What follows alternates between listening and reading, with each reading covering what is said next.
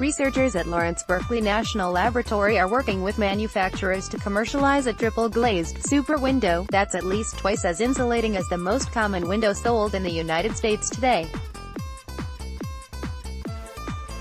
If commercialized, the window could save $10 billion annually in U.S. energy costs. Some 90% of the windows sold in the United States are double-glazed models with low-emissivity, low-E coatings. 2 layers of glass covered with low-E coatings enclose a gap with filled argon gas. The low-E coatings reflect long-wave infrared radiation, felt as heat, while allowing visible light to enter the building, and can be customized to improve both heating and cooling performance based on the climate zone. The thin triple super window builds upon this model by inserting an ultra-thin layer of glass between the 2 existing panes, adding a second low-E coating, and trading argon gas for better insulating krypton gas in the gaps between the panes. Because the super window is the same width and nearly the same weight as existing market-leading double-glazed windows, manufacturers will not need to redesign the window sash and frame. The new window therefore presents a tantalizing opportunity, a more efficient drop-in replacement for existing double-glazed windows. An innovation whose time has come thus far. LBNL researchers have built and tested prototypes of the super window in the lab. The research team includes veterans of a previous effort to bring a window innovation to market. "We worked on a similar successful transformation once before," Steven Selkowitz told GreenTech Media in an email, citing the lab's work to commercialize low-E windows in the 1980s. Selkowitz is an LBNL researcher and co-inventor of the super window.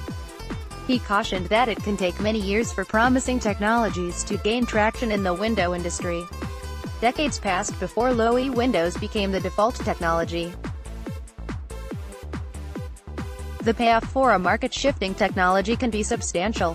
Selkowitz said low-E windows have saved a cumulative $150 billion in avoided energy costs in the United States.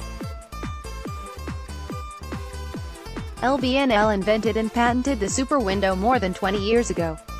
But it was a concept ahead of its time. Manufacturers could not then source the large sheets of the ultra-thin glass required for a commercial product. 20 years ago, we couldn't find any companies that could make thin, glass sheets in volume.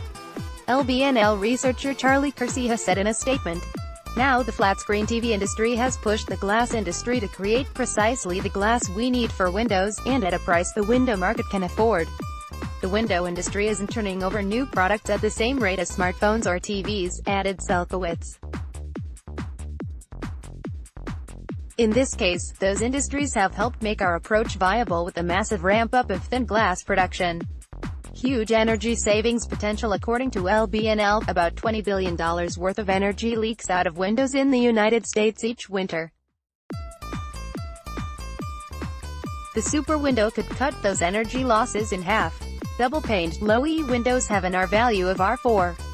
R value is a measure of a material's thermal resistance. The higher the R value, the better an insulating material can prevent heat transfer. The thin triple super window has an R value of R8 to R10. Selkowitz estimates that if a homeowner in a cold climate replaced their existing double-paned windows with LBNL's super windows, the household could save $250 to $750 annually. If a home builder installed super windows instead of double-paned windows with low-E coatings in a new home, the homeowner could save $100 to $300 annually. In retrofit, the paybacks look pretty good compared to the base case, concluded Selkowitz. In new construction, the paybacks are longer because the base case is already an efficient product. The path to market. LBNL is working with 2 manufacturers, Andersen Corporation, America's largest window and door maker, and Alpen High Performance Products, to commercialize the super window. Selkowitz said, solvable obstacles must be overcome before a window manufacturer can launch a product line. The obstacles include bringing down costs, building out the supply chain for the ultra-thin glass and Kipton gas, developing new techniques for automated assembly of the IGU, insulating glass unit, and durability. Our goal is to try to resolve the major remaining technical issues in about a year's time, he said. If the outcome is positive, it would then take a company some time to ramp up sourcing, production and marketing. Another piece of LBNL's commercialization plan is to create demand for the new window by raising awareness of the technology among utilities, building code officials and architects. Decades of similar work in energy efficiency tells us that if the market demand is not there, then the technology won't be adopted, said Selkowitz.